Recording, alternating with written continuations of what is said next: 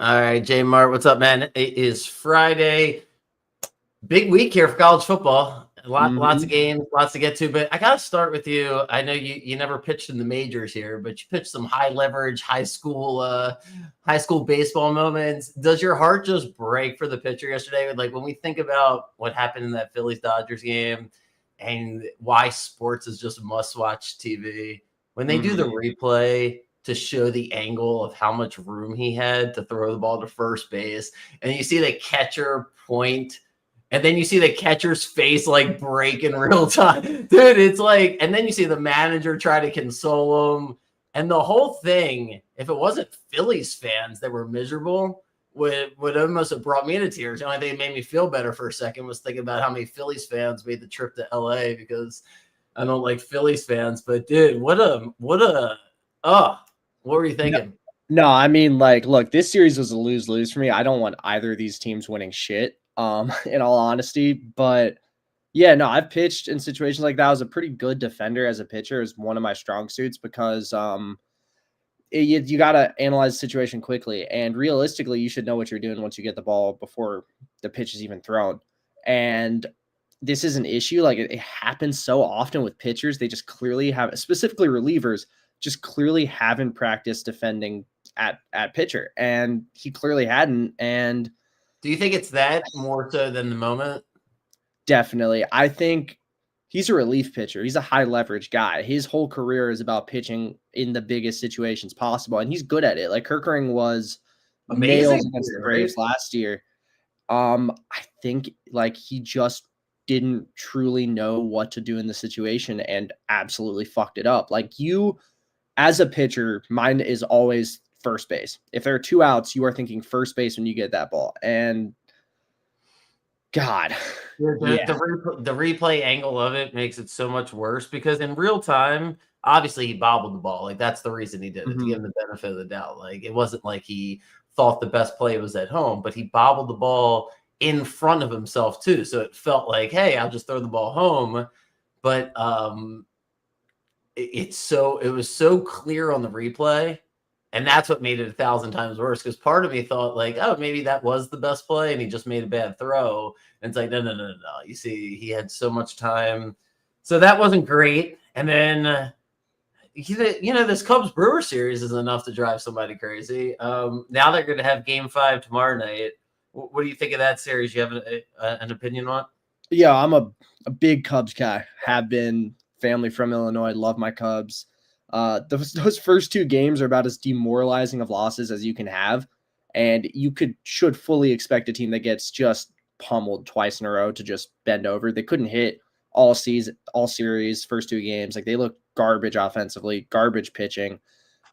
Steal a game in game 3, which is important because then they go out in game 4 and they dominate. They're now the aggressor. And while it is going back to Milwaukee, little fact about Milwaukee and Chicago is they're literally a river is between them. It's not.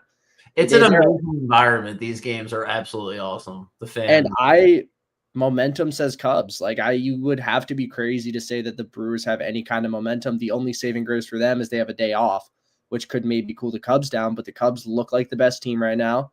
Pitching's come around. The bullpen is incredible.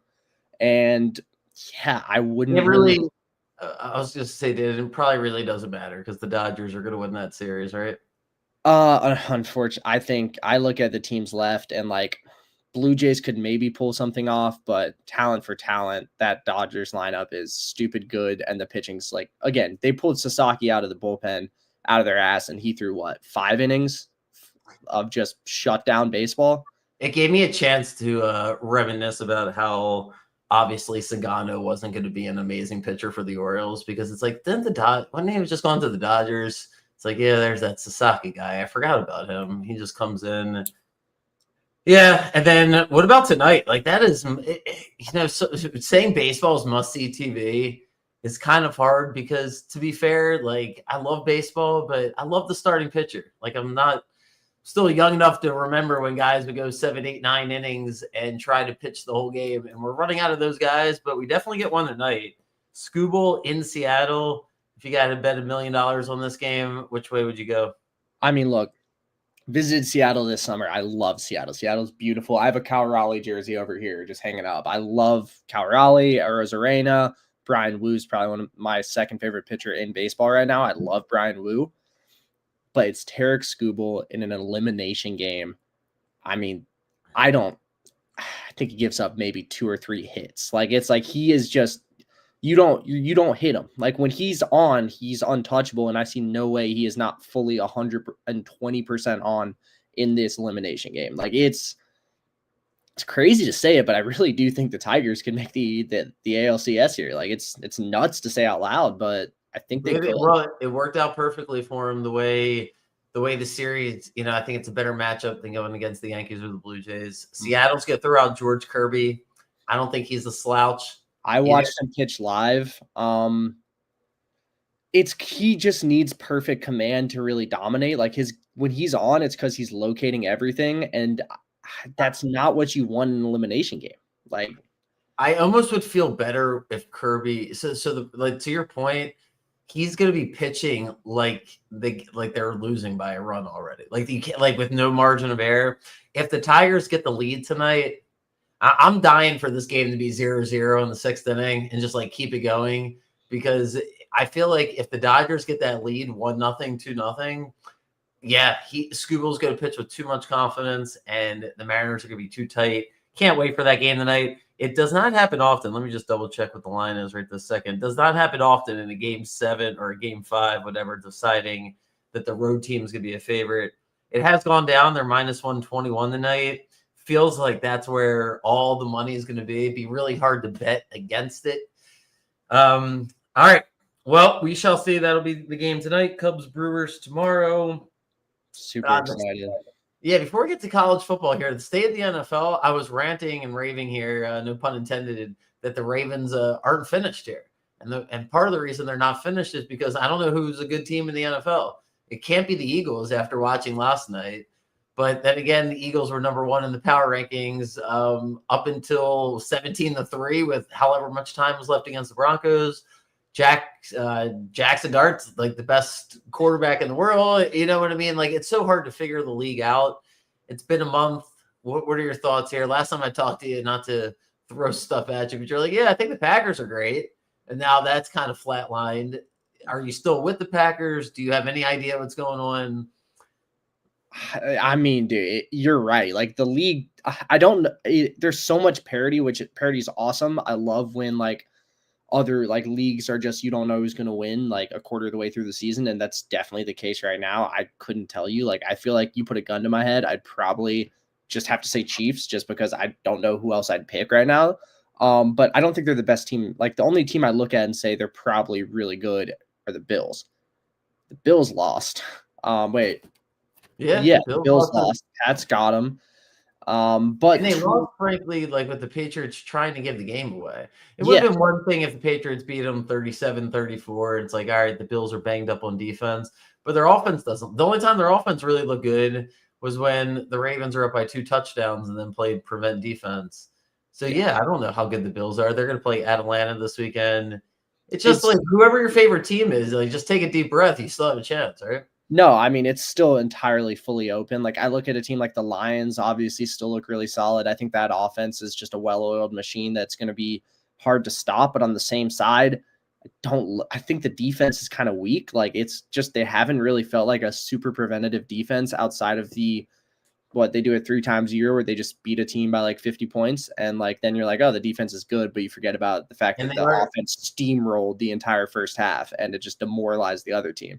Yeah, they are banged up this weekend. They're at the Chiefs. So, all right, let's figure it out here. You're kind of bouncing around that 500 mark. Let's figure out college football for this weekend. Talk about who's a good team and who's not a good team. I'm going to let you go through your 5 games, and then I'm going to fill in case you don't – I don't want to step on your toes here in case you mention a game. But then there's a couple thoughts here ahead that I wanted to run by you. So – are we going to start with your Illinois team? Is there the featured game at home against Ohio State? Did they make your list? They didn't. That's a game my heart really does think Illinois can cover that. But the last time Illinois played an actually good team, they got dog stomped. So I'm staying away. Luke Altmaier looked phenomenal last week. I think it was like 390 yards against Purdue. But at the same time, that game ended up being close for a little longer than I would have liked it to have been. I don't really like this Illinois defense too much. I think Purdue scored way more than they ever should be scoring against Illinois. And yeah, if they're not bringing the defense against Ohio State, they're going to lose the game. And they're probably going to lose by a good bit. The Ohio State offense is their weak point 100%. Their defense is almost perfect. I think Ohio State's better on both sides of the ball, in all honesty. And I do think they probably cover that, but it'll be close. If Altmaier has another great game, I can see him staying in. I'm definitely staying away though, just because, yeah, I don't really know about Illinois at this point. Yeah, for you to stay away from them means that it wouldn't surprise me if Ohio State killed them. All right, well, let's go. What are your games for the weekend? Yeah, so starting it off, and we're taking the favorite in every single one. I didn't plan it this way, and we are taking, again, 4 favorites on the road, which I don't love either. But I have Bama -3 on the road against Missouri.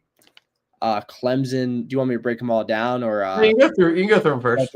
Yeah, Bama -3 on the road against Missouri. Clemson -14 on the road against Boston College. USC -2.5 at home against Michigan. Georgia -3.5 on the road against Auburn. Wake Forest -3 on the road against Oregon State.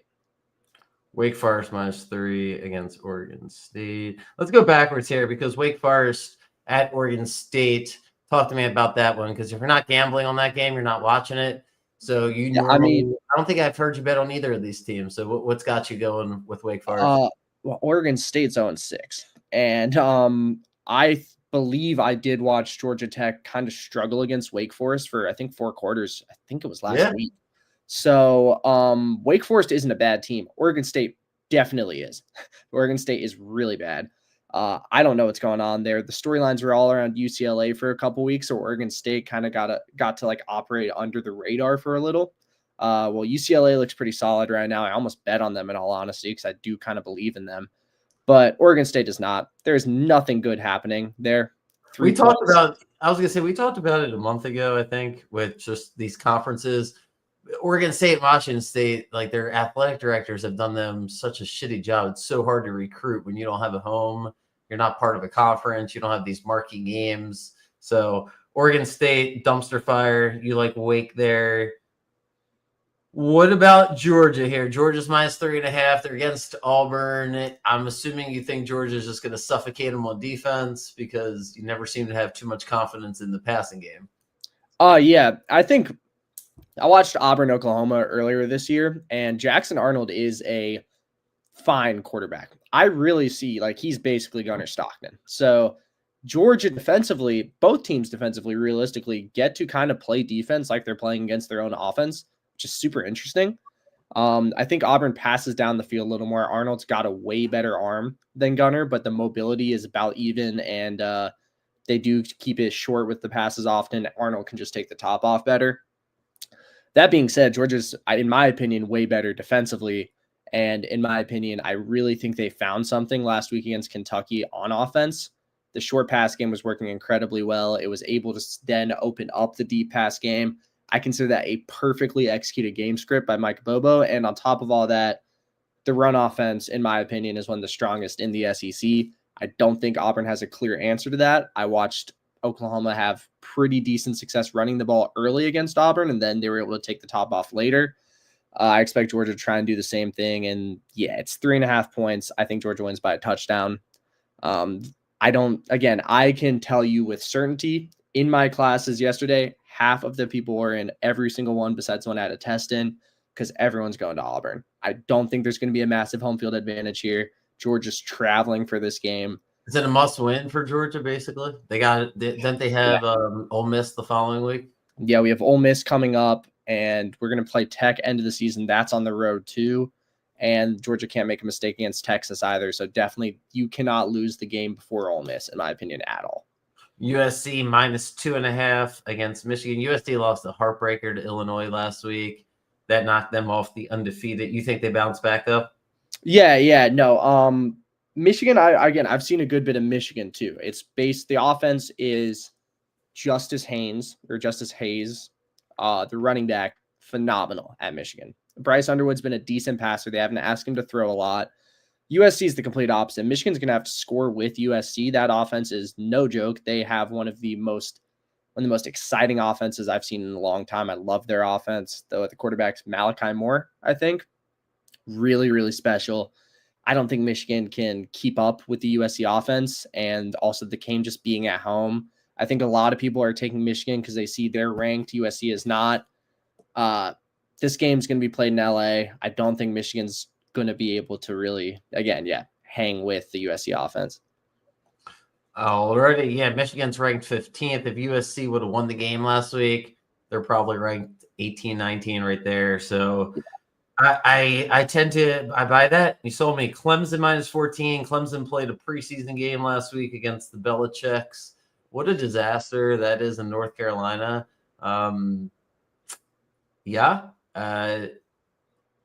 I got nothing nice to say about. Those are the types of relationships you're supposed to pay for, and then they leave. I think Belichick, you're not supposed to date that type of person. Someone that's 50 years younger than you, that's that good looking. If she really likes you, then you're really definitely not supposed to date her. So he didn't get the message. North Carolina's also kind of argue that Bill Belichick is the same to North Carolina right now. It's like he's the guy you bring in just to talk. He's not supposed to stay and actually coach. You don't want him to stay. He's supposed to come in for a week and talk to the team. He's not supposed to be there the whole time. Dude, everybody's entitled to do what they want, but as soon as you don't, that old line when you're at the poker table and you don't know who the mark is within the first 15 minutes, well, that's not great because chances are it's probably you. And I can't believe this is happening. But the North Carolina defense is so bad. They're terrible. Anyway, to pivot back to Clemson, because that was the topic, Clemson, I think they took the foot off the gas. I watched part of it, but the way they scored so many points against North Carolina, I kept refreshing. I'm like, okay, I guess they don't want to completely humiliate them and humiliate the team. They're on the road. They could have probably scored 100. So now they're -14. You said they're playing Boston College. You really think they righted the ship? Because my gut just tells me that was a North Carolina situation. So I look at Clemson with Cade Klubnik has done this. I think this is the third season. It might just be the second. But last year, they come out, basically lose the season immediately. They lose to Georgia, and then they come out pretty flat. Then, middle of the season, they're suddenly like, okay, we're a real football team, start dominating all the bad teams on their schedule, just killing them, 21 points in the first quarter every single week. I think they're in that point of the season again. UNC could give a high school team their confidence right now with the way they're playing. Like they are basically, if you need a get right game, just schedule UNC because no one's not going to be able to get right against that team. And they get it. It's going to be on the road at Boston College. That is going to be a rowdy environment inherently. And BC's a pretty fun team this year. I kind of like them, but I like Clemson more. And 2 touchdowns just doesn't feel like enough. I think Cade Klubnik can put up 21 in the first quarter. You see them. The only way I think this covers is if, again, they take the foot off the gas like they did against UNC. BC is able to backdoor the spread, but I really don't see that happening. Last game you got is Bama on the road, -3 at Missouri. I'm not sold on the Bama team. I'm sold on the quarterback, though. I really like him. I thought he was fantastic against Georgia. Talk to me about Missouri, though. They got a freshman quarterback. It's Bo. I get the name right. It's Pegula, something like that.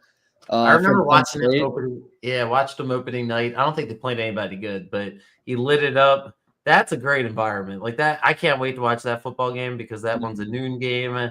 Why do you like Alabama though? I think out of the teams outside of Oregon and Miami, who I think are easily the 2 best teams in college football right now. I know people love Ohio State. I think Ohio State's 3 or 4. Outside of Oregon and Miami that have shown nothing weak, in my opinion, I think Bama in their current iteration, excluding the Florida State loss, has almost played perfect offense. They have done whatever they want. Ty Simpson has thrown 1 interception, and it was a bad one, but it was in the end zone. It was on a deep ball. It was a 50-50 ball the receiver just got cooked on. I don't see a way they make the mistakes Missouri's going to need them to make. Like Missouri defensively is always very strong up front and can cover good enough. They really rely more on their QB play under Drinkwitz to kind of set them apart. And I love think it's Bo Prigula. I really, really like him as a quarterback. I think you could make an argument he should be starting at Penn State right now. But that being said, Bama looks so good. They were able to go into Georgia and win pretty comfortably. I see no reason they can't go into Mizzou and do the exact same thing. Was he recruited by Penn State? He was at Penn State last year. Because the big storyline was he had to transfer during Penn State's college football playoff run, or he wasn't going to get the opportunity to at all. This Drew Aller guy doesn't look like the real deal, does he? I have him and Cade Klubnik. I never understood it. I never understood what people were seeing that made them think they were going to be good NFL quarterbacks. So you got Bama -3, Clemson -14, USC -2.5, Georgia -3.5, Wake -3. You left a lot of meat on the bone for me because there is some great games tomorrow. I want to whip through them. Just give me some thought there because you're obviously not betting them. But just help me out here, because if Oklahoma's playing Texas and Oklahoma's 6th ranked and Texas isn't ranked, but Texas was first to start the season, and somebody's just helicoptering in here and being like, all right, what the hell's going on? Is Arch Manning not good? They lost to Florida last week. He was objectively not good. I don't want to hear about the environment. Yeah, sure, great. Is that what you're going to tell me? That it's just a bad environment? Poor Arch Manning? I have sold all my Arch Manning stock. I am the current guy. I thought give him enough exposure. He hasn't played high-level talent yet. Once he gets that under his belt, he will start performing. He was god-awful against Florida. He held the ball too long, and then sometimes when he threw the ball, it was nowhere close to the receivers. It was terrible passing. It was terrible decision-making. The pocket felt like again, so many sacks. I think there were a couple fumbles in there too. He was a turnover machine. But on the other side for Texas, to be fair to them, they got that one game you see every year where Florida just comes out and plays perfect football. Offensively, perfect. Defensively, perfect. The coaching was perfect. Texas just happened to catch that game. And that happens. Like, I don't have confidence in Florida this week at all. I think they're going to probably lose by way more than we expect. It was almost one of my picks. But no, I don't think Arch Manning's got it. I just don't. I don't know what else he needs at this point because he should be good now. Holding the ball too long is a bad sign. I don't mind some interceptions or a bad read or just kind of the ball comes out. You can work on those things, but holding the ball too long, feeling like you're anxious, feeling like you're nervous to make a mistake. It feels like the play calling hasn't helped ever since week 1 against Ohio State. He's got to run more. I don't know if he doesn't want to run. I'm not sure if the coach I don't know what the hell's going on with them, but they don't look great. What's your thoughts, though, in this particular game here as Oklahoma? It looks like Mateer is going to play. One of those situations where you don't blame Oklahoma for not making it front page news here. But as we're talking now, chances are he's going to suit up. He seems like that type of guy based on what I read this morning. If he plays, is it that simple? Oklahoma beats him? I don't think so necessarily because, again, Arch Manning still has the talent. Like, it's there. We've seen it in flashes, but we've seen it. There's a good quarterback inside of Arch Manning. Maybe he needed a punch in the mouth. I don't really expect the dude that is from a football dynasty to respond the best to a punch in the mouth, but maybe that's what he needed. Maybe he's going to come out and play incredible, but you're getting heads up value here. Yes, it's on the road for Oklahoma. I just think Oklahoma wins if Mateer. I think you're right because everything I've seen from Mateer this year has been nothing. I mean, he's been Baker Mayfield. Like, it's been so fun to watch. If he's coming back, I don't care if people think there's a chance he's still a little hurt. I don't think it'll impact his game whatsoever. He seems very, very, very strong. And in my opinion, the smart money right now is on Oklahoma. I think you can live with yourself if Texas wins that game off of Arch Manning just finding form out of nowhere. Texas has to win this game. Is that fair? Right? They lose this game, they're out of the play. They'll be 3-3. If they win out at that point, they're going to be 9-3 without a chance to win the SEC. At that point, they're going to need a whole bunch of things to happen. So this may as well be a a must-win game for them. No, yeah, definitely. And the interesting part for them still is that like they can still win the SEC. They only have one loss. Georgia has one loss right now. LSU has one loss. Tennessee has one loss. You're really kind of just looking right now. I think it's Ole Miss and Bama that are kind of cruising undefeated in SEC play, and then I think probably Missouri might still have that as well, and Oklahoma. But like if they win this game, they're a one-loss team. They have what's it called? They have the edge over Oklahoma. They win out, beat Georgia. They can still make the SEC championship. They can still technically make the Natty. They're going to need Arch Manning to figure it out, though. Can't wait for that game. That red rivalry is always a fantastic game. It used to be an early game. Now it's going to be at 3:30. So we didn't even talk about the best game yet. So at least ranking wise, let's get to it. It's a nothing to lose game for Indiana. That's how I'm framing it. Indiana's at Oregon. They're getting 7.5.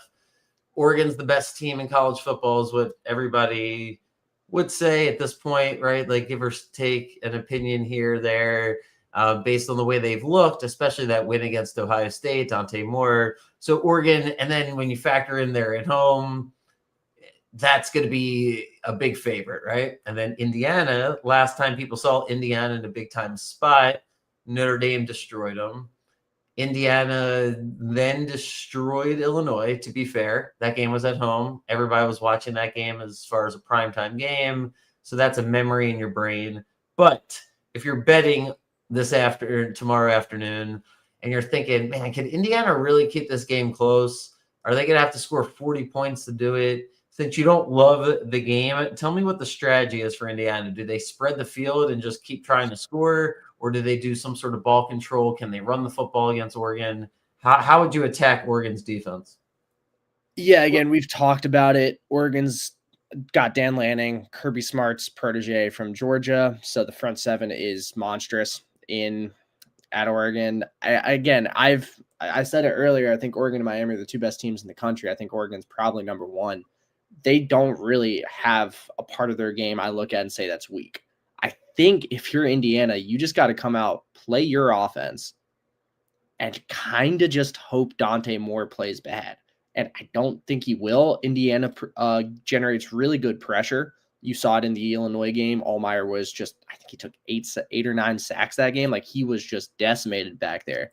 I think you trust your game. And Cignetti's going to do this. He's a very confident person. He's not going to bend to how the other team plays. You saw it against Notre Dame. You've seen it in every single game he's played. He is going to play Cignetti ball no matter what. I think you just hope that your front seven as Indiana can get to Dante Moore, force him to make early mistakes, get him off his own game.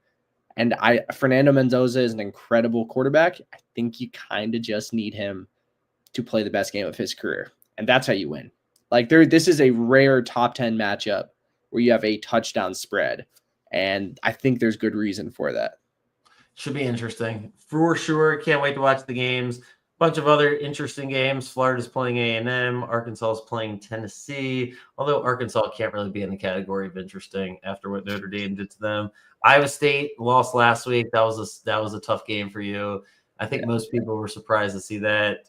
They're playing Colorado. If you still care about the Colorado program, you're probably in the minority, as that seems to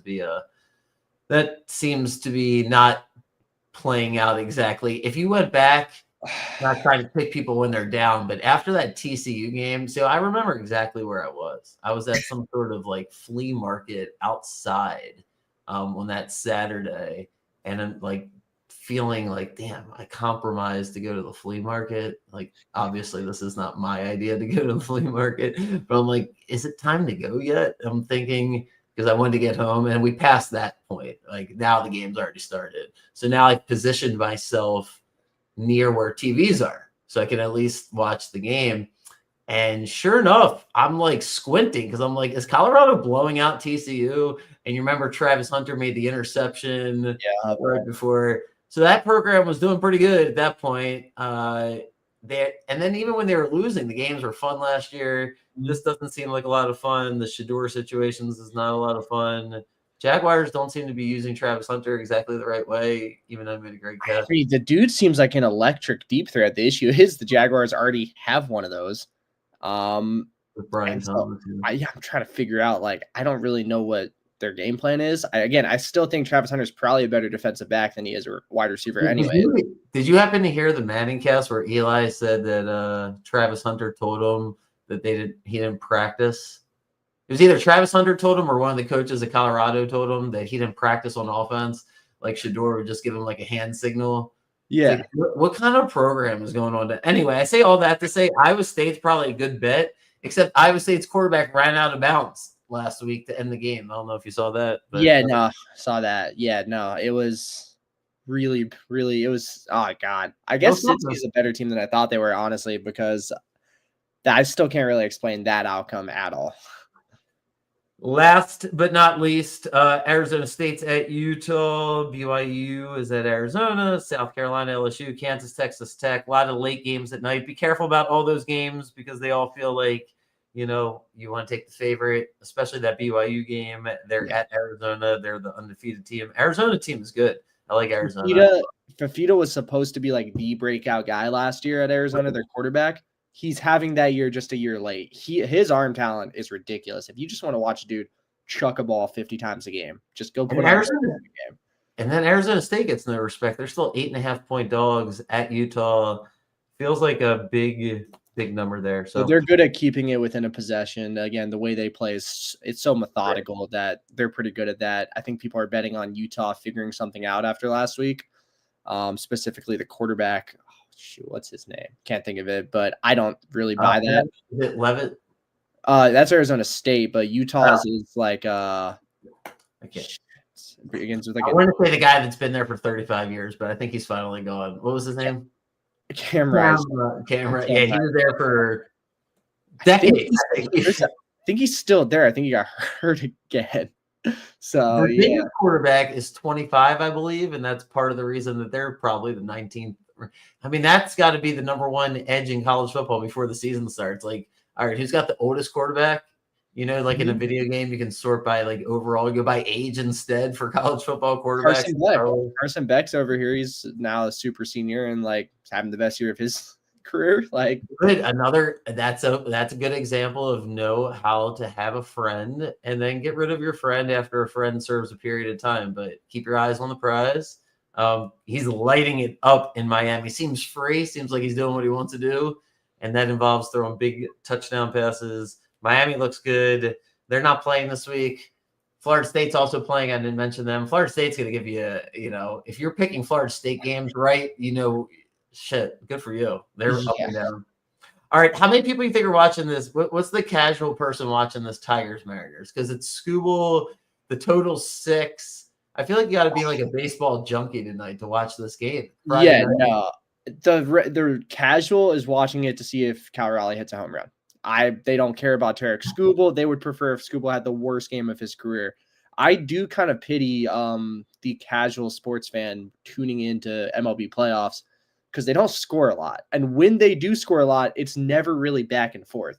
It's just one team piles on. Like I was able to catch, in my opinion, the best game of this playoffs, which is that Game 3 Blue Jays Yankees.